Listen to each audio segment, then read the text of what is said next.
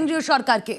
বাড়িতে সিলিন্ডারের যোগান দিতে বাণিজ্যিক গ্যাসে কোপ, হোটেল রেস্তোরাঁয় সিলিন্ডার দেওয়া বন্ধ, শুধুমাত্র হাসপাতাল ও শিক্ষা প্রতিষ্ঠানে সরবরাহ করা হবে।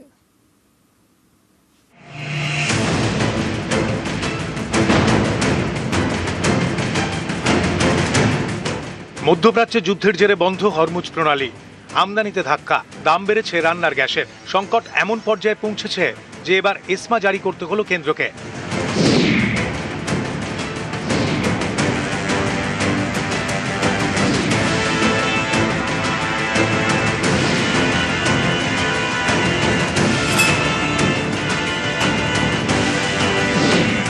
এসেন্সিয়াল সার্ভিসেস মেইনটেনেন্স অ্যাক্ট, জরুরি পরিষেবা বজায় রাখতে আইন, এই আইনে এবার বাণিজ্যিক গ্যাসে কোপ।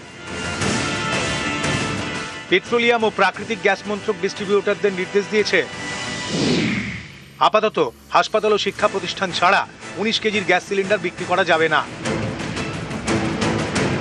এতেই বিপাকে পড়েছে হোটেল রেস্তোরাঁগুলি। গ্যাসের অভাবে ইতিমধ্যেই দেশের বিভিন্ন জায়গায় ছোট হোটেল রেস্তোরাঁ ঝাঁপ বন্ধ করে দিয়েছে। দুশ্চিন্তায় এ রাজ্যের ব্যবসায়ীরাও। রাস্তায় প্রচুর লোক খায় এবং তাদেরকে আমরা খাবার যোগাই, এবং এই খাবার জোগাতে গিয়ে যদি আমি আমার খাবারটা তৈরি না করতে পারি, তাহলে খাবারটা আমি খাওয়াবো কী করে? কয়েকদিন আগেই রান্নার গ্যাসের দাম বাড়ানো হয়েছে। বাড়িতে ব্যবহৃত রান্নার গ্যাসের দাম বেড়েছে সিলিন্ডার পিছু 60 টাকা, আর বাণিজ্যিক গ্যাসের দাম বেড়েছে সিলিন্ডার পিছু 114 টাকা 50 পয়সা। এই দাম বাড়াতেই তৈরি হয়েছিল চাপ। এবার তো এসমা জারি, যার জেরে হোটেল রেস্তোরাঁয় রান্নার গ্যাসের সিলিন্ডার এখন বিক্রি করা যাবে না। প্ল্যান্টে গাড়ি দাঁড়িয়ে আছে, লোড দিচ্ছে না, গাড়ি আসে না। বাজারের অবস্থা এখন কি হবে বলা যাচ্ছে না, অবস্থা খুবই খারাপ আছে। শুধু ছোট হোটেল রেস্তোরাঁ নয়, কলকাতার নামকরা বিরিয়ানির দোকানও চিন্তায়। সারি সারি বিরিয়ানি তৈরি হচ্ছে। বিরিয়ানির রেস্তোরাঁর কর্তাদের এখন নাভিশ্বাস উঠেছে।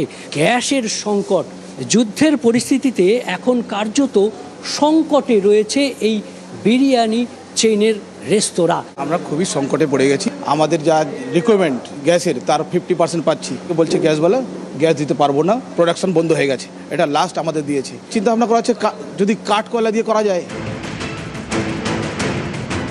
বাণিজ্যিক গ্যাসে কোপ পড়লে বাড়ির সিলিন্ডার দিয়ে কি কাজ চালানো হবে? কালোবাজারি কি শুরু হতে পারে?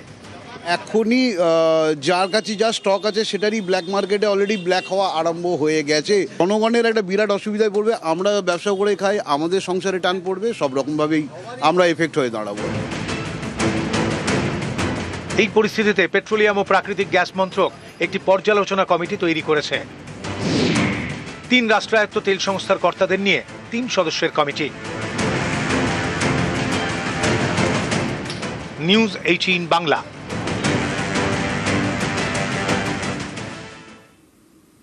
মধ্যপ্রাচ্যে যুদ্ধের প্রভাব এলপিজি অটোতেও।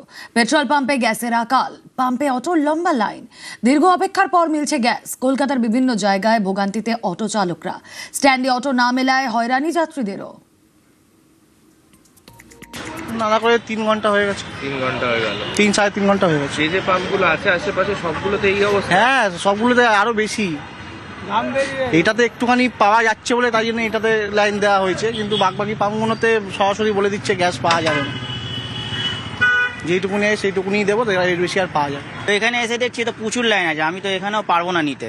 এই তো এখানে লাইন লাগালে মনে হয় ওইদিকে পাম্পের রুবিতে নেই না, গড়িয়াহাটে আছে, ওখানে প্রচুর লাইন আছে, তাও দাঁড়িয়ে বলছে পাওয়া যাবে না। হ্যাঁ হ্যাঁ, তার জন্য ভাড়া খাটতে পারছি না, বাড়িতেও অসুবিধা হচ্ছে, কিভাবে বাড়িটা চলবে। আপাতত এখনো অবধি 4 ঘন্টা হয়ে গেল, 2টোর থেকে। রেগুলার কি এরকম ওয়েট করতে হয় না? অ্যাভেলেবেল থাকে গ্যাস? এরকমই তো এখন চলছে, কয়েকদিন ধরে চলছে, প্রায় 5-7 দিন ধরে তো চলছে।